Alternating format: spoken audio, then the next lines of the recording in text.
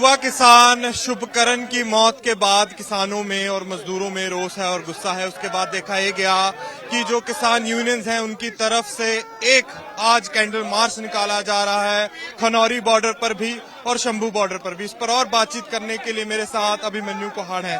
तो कोहाड़ साहब, अब आपकी मीटिंग, कल एक बहुत बड़ी मीटिंग हुई, उसका क्या क्या बड़े फैसले लिए गए? देखिए, हमने ये फैसला लिया है कि आज शहीद किसान शुभकरण सिंह वन शहीद किसानों की याद में कैंडल मार्च निकाला जा रहा है। पूरे देश भर में आयोजित हो रहा है, गांव गांव में आयोजित हो रहा है। और कल WTO के ऊपर बहुत बड़ा सम्मेलन दोनों मोर्चों पे किया जाएगा ताकि किसान ये जागरूक हो सके कि असल में WTO वो जड़ है जिसके कारण किसानों को परेशानी आ रही है। भारत के किसान जिसके कारण आत्महत्या कर रहे हैं, वो WTO की जड़ को उखाड़ फेंकना बहुत जरूरी है। भारत के एग्रीकल्चर सेक्टर को WTO से बाहर निकालना बहुत जरूरी है। और ये हमारा कल सम्मेलन होगा। उसके बाद परसों WTO के पुतले पूरे देश भर में फूके जाएंगे, देश भर के गांव गांव में फूके जाएंगे।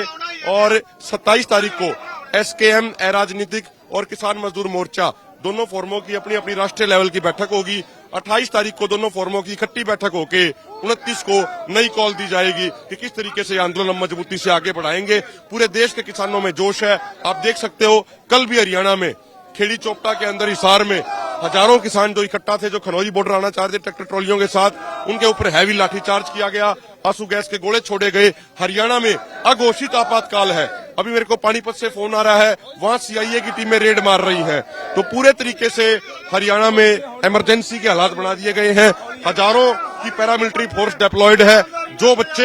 जो स्कूल बच्चों की पढ़ाई के लिए बनाए गए थे, वो स्कूलों में पिछले 15 दिनों से पैरामिलिट्री फोर्सेज के जवान हैं, तो बच्चों की पढ़ाई भी उससे प्रभावित हो रही है। कोहाड़ साहब, WTO से किसानों की इतनी प्रॉब्लम का रीजन क्या? देखिए, जो WTO था पहले, ये GATT था, general agreement on trade and tariff.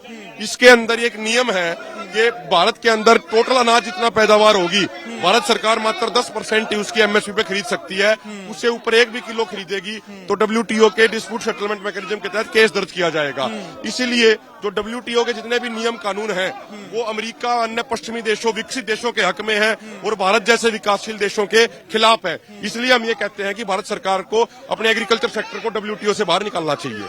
तो ये थे मेरे साथ भारतीय किसान यूनियन नौजवान के नेता अभिमन्यु कोहाड़, जिन्होंने अभी कैंडल मार्च करते करते हमें बताया कि जो संयुक्त किसान मोर्चा ए पॉलिटिकल है, साथ के साथ किसान मजदूर मोर्चा है, उनकी आगे जो दिल्ली कूच को लेके क्या रणनीति रहेगी। इसी बीच WTO की मीटिंग भी है, उस पर भी किसानों ने ये कहा है कि वो यहाँ पर सेमिनार्स कराएंगे, किसानों को बताएंगे कि वर्ल्ड ट्रेड ऑर्गेनाइजेशन कैसे किसानों के लिए बुरी है। उसके बाद 29 तारीख को जो किसान यूनियंस हैं अपना आगे दिल्ली मार्च के लिए रुख साफ करेंगी। 21 तारीख की खनौरी बॉर्डर की कार्यवाही में न केवल युवा किसान शुभकरण की मौत हुई, पर एक भाई की भी मौत हुई, एक बेटे की भी मौत हुई। इस पर और बातचीत करने के लिए मेरे साथ शुभकरण की बहन है। तो आपका भाई शुभकरण उस दिन देखा गया यहाँ खनौरी बॉर्डर पर था, उनकी मौत हो जाती है, उसके बाद क्या है हालात? बहुत ही बुरे हालात है जी।